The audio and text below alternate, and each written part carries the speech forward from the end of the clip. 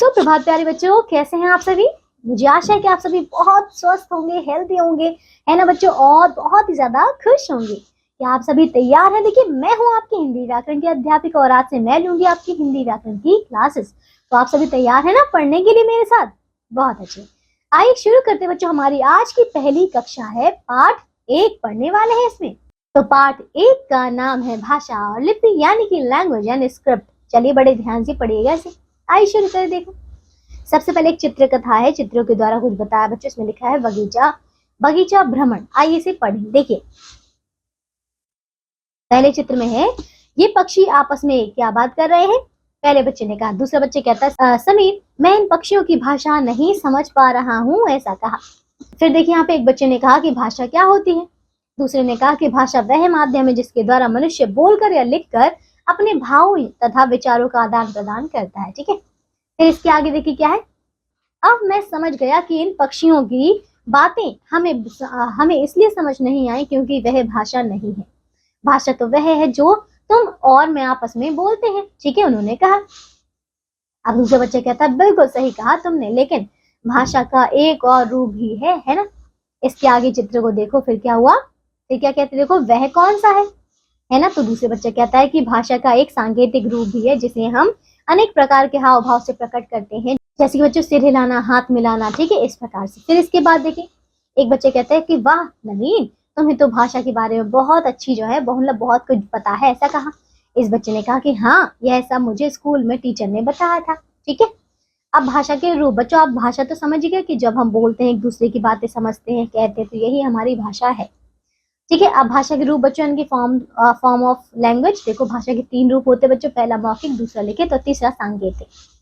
पहला मौखिक देखिए, मौखिक भाषा क्या होती है, बोलकर अपनी बात कहना और सुनी हुई बात को समझना भाषा का मौखिक रूप कहलाता है। यहाँ देखो, यहाँ मैडम और बच्चों के बीच में क्या चल रहा है बच्चों, यहाँ पे कुछ बातें चल रही। ठीक है, बातों का आदान प्रदान जो है हो रहा है, कोई बोल रहा है तो कोई सुन रहा है, इसी को बच्चों हम भाषा का मौखिक रूप कहते हैं। तो बोलकर कही गई और सुनकर समझी गई बात मौखिक भाषा कहलाती है। अब दूसरा देखिए, लिखित भाषा। जब हम लिखकर अपनी बात को बताते हैं, ठीक है, यानी कि और कोई दूसरा उसे पढ़कर समझता है, तो ये बच्चों भाषा का लिखित रूप होता है। यहाँ देखो, इस चित्र में आप देख पा रहे हैं कि यहाँ बच्चे अपने बारे में लिखकर बता रहे हैं और मैडम पढ़कर जो है उन्हें समझ रही हैं। ठीक है, समझ गए। अब आगे देखिए बच्चों, लिखित यानी कि रिटन और मौखिक यानी कि ओरल। ठीक है, तीसरा आता है यहाँ पे। अच्छा बच्चों, लिखित की परिभाषा देखिए, लिखकर बताई गई और पढ़कर समझी गई बात लिखित भाषा कहलाती है।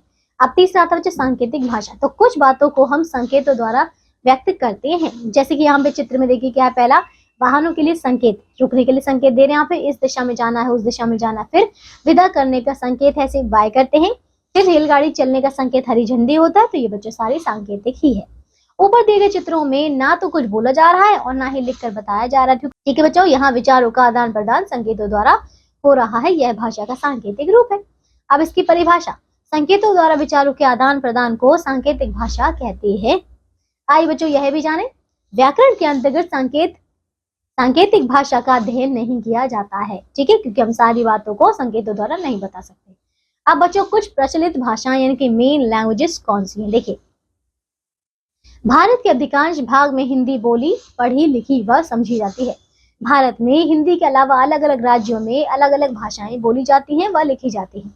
देखिए बच्चों, सांकेतिक भाषा को क्या बोलते हैं, सिंबॉलिक व्याकरण यानी कि ग्रामर। ठीक है, आइए देखिए बच्चों, कौन से राज्य में कौन सी भाषा बोली जाती है। राज्य बच्चों कौन सा, गुजरात, इसमें भाषा बोली जाती है गुजराती। राज्य पंजाब में बोली जाती है पंजाबी। इसी प्रकार बंगाल में बांग्ला बोली जाती है और महाराष्ट्र में मराठी बोली जाती है। ठीक है, तो ये हमारे कुछ राज्य उनकी भाषाएं हैं। अब देखिए, राजभाषा यानी कि ऑफिशियल लैंग्वेज। संविधान द्वारा सरकारी कामकाज के लिए मान्यता प्राप्त भाषा को राजभाषा कहते हैं। ठीक है, सरकार ने मान्यता दी है।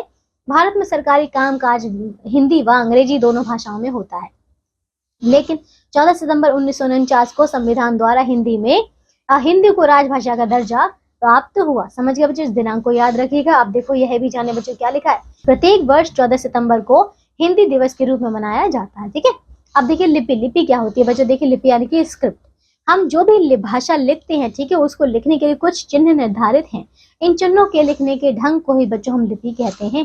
देखिए इसकी परिभाषा, भाषा को लिखने का ढंग लिपि कहलाता है। ठीक है बच्चों, भाव यानी कि इमोशन, बोल यानी कि स्पीच। ठीक है, अब भाषा को शुद्ध रूप में बोलने या लिखने के लिए व्याकरण की आवश्यकता होती है। भाषा में कई भाषाएं बोली जाती हैं।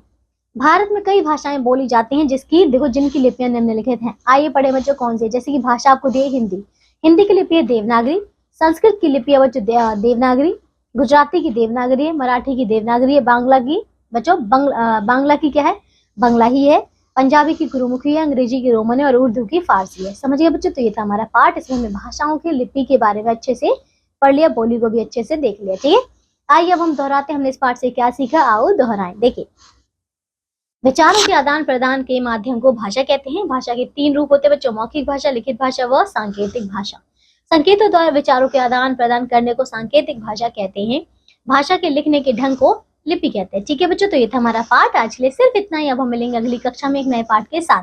तब तक के लिए आप सभी बच्चे इस पाठ को एक बार फिर से पढ़िएगा, याद करिएगा और इनके अभ्यास के प्रश्न उत्तर भी आपको खुद से करने हैं। तो बच्चों अपना ध्यान रखिए और स्वस्थ रहिए। बाय।